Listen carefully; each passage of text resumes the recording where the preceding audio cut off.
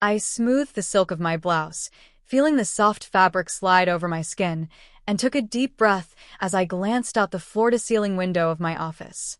The city spread beneath me, glittering and alive, but all I could hear was the soft buzz of my phone. One new message. My thumb hovered over the screen, hesitant, knowing exactly who it was from. "Hey, can we talk?" It was him. My cousin, Jason, the same one who had snatched the job I had worked tirelessly for, the same one who had smiled through the betrayal while I wrestled with rejection. I had built a quiet life of my own since then, climbing a ladder that no one believed I could. No one, except maybe Claire, my mentor, who had seen something in me I hadn't yet recognized in myself. The city lights shimmered against my reflection in the glass. I felt a tug of irony, almost like a whisper from the universe. The very person who had thought he was ahead of me, the one who had taken everything, had no idea that I had quietly surpassed him. My heart thumped, not with anger, exactly, but with the strange cocktail of pride, anticipation, and the faint sting of old hurt. I could hear the click of my heels on the marble floor as I moved toward my desk, the scent of fresh coffee lingering in the air. I allowed myself a small, private smile. Jason had no idea that the woman he once undermined now controlled projects he could only dream of leading. And now he wanted to talk. I tapped the message open. My pulse quickened. Today, I would see how it felt to be the one holding all the cards. I remember that day like it was etched into my skin. I was 24, fresh out of graduate school, brimming with ideas and ready to make my mark. I had landed an interview at Langford and Company, a marketing firm everyone in the family seemed to think was too big for me. Jason had shown up, smug as ever, his grin like a warning.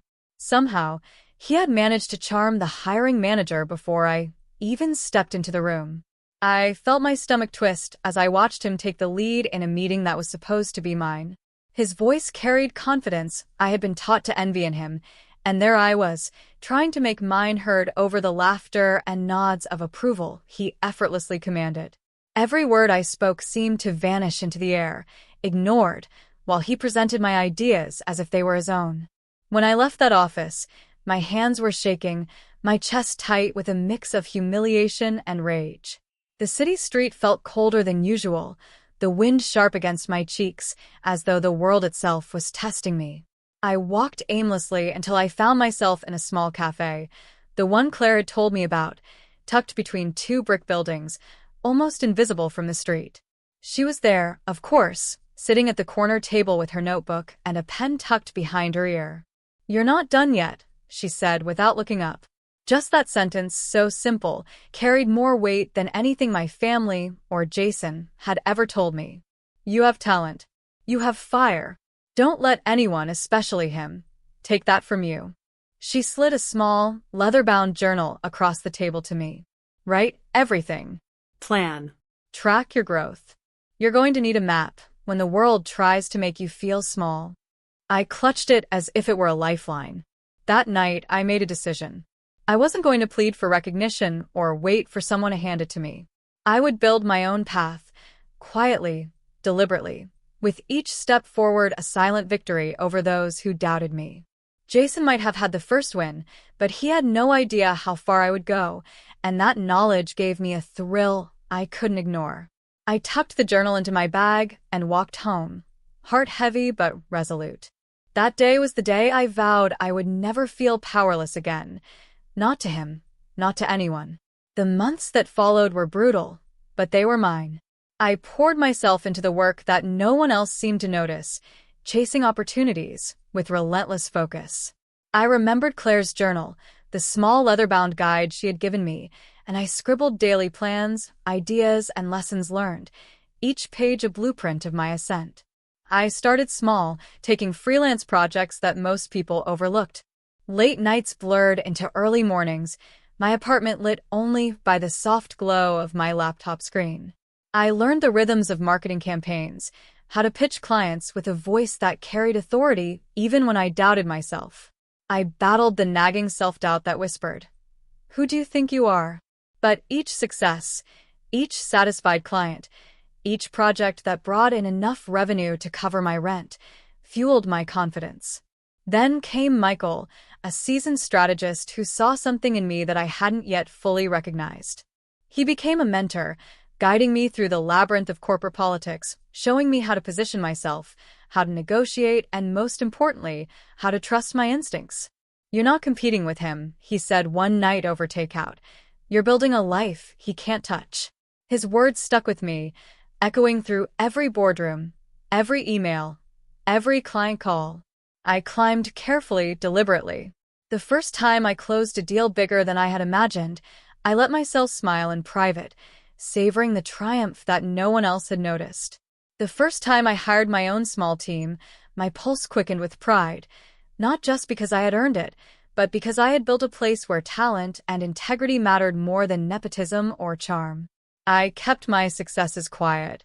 Family and friends assumed I was still climbing the ladder slowly, still struggling to gain recognition. I posted carefully curated updates on social media, modest snapshots of everyday life, avoiding anything that hinted at my real growth. I was learning the power of invisibility, how to let others underestimate me while I quietly accumulated influence and security. By the time I signed the lease on my own office downtown, overlooking the river and the bustling city streets, I realized how far I had come. I walked past the polished marble floors, the sleek desks, and the artwork I had chosen myself, and I thought about Jason. If he knew, would he even recognize the woman who had once been dismissed, whose ideas he had stolen with such ease? I poured another cup of coffee and opened the journal Claire had given me, now filled with strategies, victories, and reflections. Every page reminded me of the fire that had been lit in me that cold day at the cafe. And now, quietly, confidently, I was ready for the moment when the world, and Jason, would finally see what I had become. It started with an unexpected knock on my office door. I glanced up from the quarterly reports sprawled across my desk and froze. There he was, Jason, leaning casually in the doorway, that same smug grin plastered on his face. Only this time, he wasn't expecting the version of me he had once known. I motioned for him to enter. "Come in, Jason. Have a seat." He hesitated, looking around the room. My office was nothing like the cramped cubicle he remembered me in years ago. The walls were lined with original artwork I'd collected from local artists, each piece a symbol of battles fought and victories earned. The desk he now faced was cherry wood, sleek and commanding, stacked with client files that represented months of strategy, planning, and negotiation, all under my leadership. He glanced at the floor-to-ceiling windows behind me, taking in the city skyline. "Wow," he murmured, almost involuntarily. This is you?" I leaned back in my chair, the leather cool beneath me, and let the silence stretch. He shuffled his feet, uncertainty creeping into his confident posture. I didn't realize." "You didn't realize what?" I asked, voice calm but steady. "That I've been running campaigns worth more than the company you work for? That I own a stake in 3 other firms? That the project you're managing this week, well, technically, it reports to me now." His jaw tightened. I saw the recognition dawn, the slow sinking feeling of realizing that the person he once thought he could push around had outgrown him completely. His eyes flicked to the framed certificate on the wall, the CEO's Award for Innovation and Leadership, my name embossed in gold letters. I didn't know," he whispered, almost inaudibly, though he knew he should have. I smiled, not cruelly, but with the quiet satisfaction of someone who had waited, planned, and executed flawlessly. "You never really paid attention," I said. "You assumed I'd stumble. You assumed I'd fail. But here I am, Jason. Not just surviving, but thriving. Not just equal, but in a position you didn't think I could reach." His face flushed with guilt and disbelief. I thought. You thought I'd let this go?" I interrupted gently. "No. I wanted you to see it. I wanted you to understand what underestimation costs."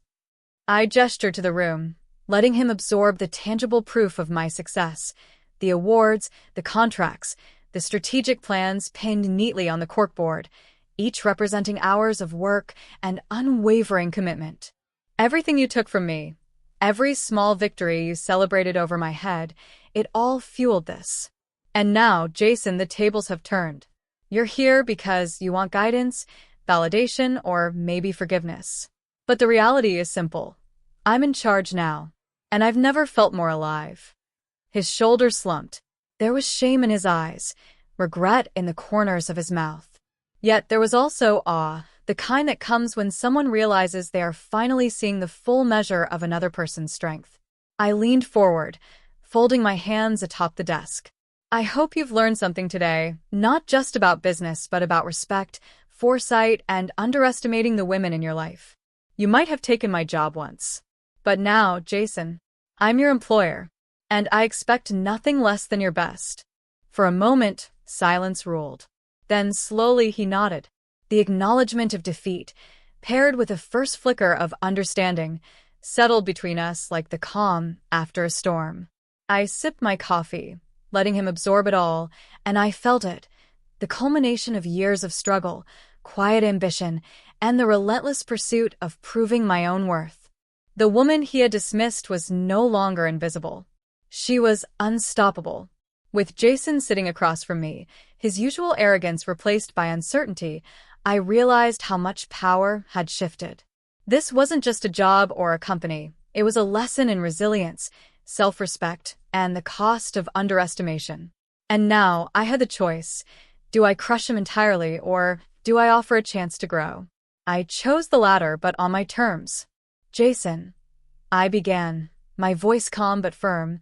You're here because you need guidance, but guidance comes with accountability. I'm not here to punish you, but I will not repeat the mistakes of the past. Things have changed. He nodded, swallowing nervously. First, I continued, you will respect the team and their ideas. No more claiming others' work as your own. Every project you manage will reflect collaboration and integrity, not shortcuts and charm.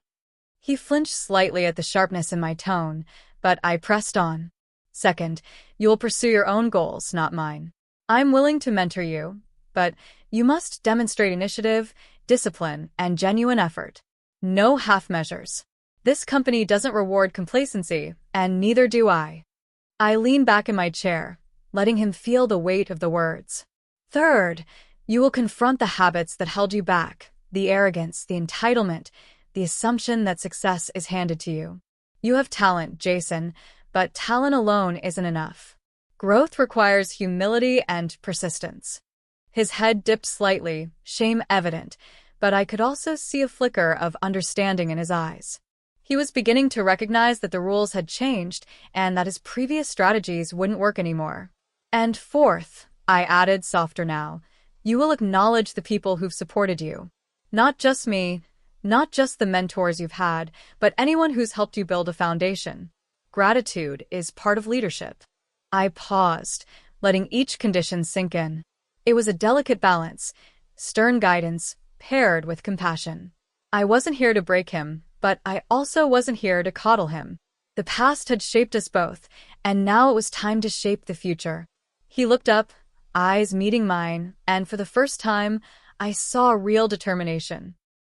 I understand, he said quietly. I've been selfish and I want to do better. I promise I will follow your guidance. I allowed myself a small smile. It wasn't about humility. It was about potential being realized. Good. Because this isn't just about proving who's in charge. It's about growth for both of us. I'm offering you a chance to rise, Jason, but you'll need to earn it every day. And I'll be watching. He nodded again, this time with genuine resolve. The tension in the room eased slightly, replaced by a mutual understanding. The power dynamics had shifted irreversibly, but the path forward was clear. Accountability, effort, and respect. I leaned forward and picked at my coffee, savoring the warmth. This moment, years in the making, wasn't just about being his employer. It was about reclaiming my life, establishing boundaries, and demonstrating that strength isn't about domination. It's about guiding with wisdom and integrity. And Jason, for better or worse, would now have to rise, or watch silently as I soared. Weeks passed, and change began to ripple through the office, and through Jason. He approached tasks with humility, listened more than he spoke, and slowly started earning the respect of the team he had once undermined. It wasn't perfection. Old habits died hard, but the effort was real, and I recognized the value in that. I found myself reflecting on the journey that had brought me here. The humiliation I had endured, the quiet nights spent building a life out of scraps of opportunity, the whispered encouragement from Claire's journal, they had all been essential threads in the tapestry of my success. Each setback had strengthened me, each betrayal had fueled my determination, and every small victory had reminded me that I was capable of more than anyone had imagined. One morning, I sat at my desk with the leather-bound journal open in front of me.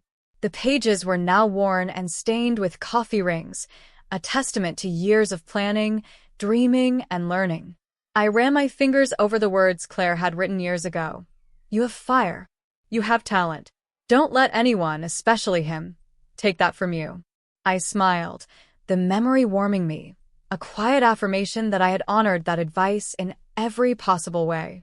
I glanced across the office as Jason explained a project update to a junior team member. There was still awkwardness and moments where he faltered, but I saw growth, accountability, and a willingness to rise beyond old patterns.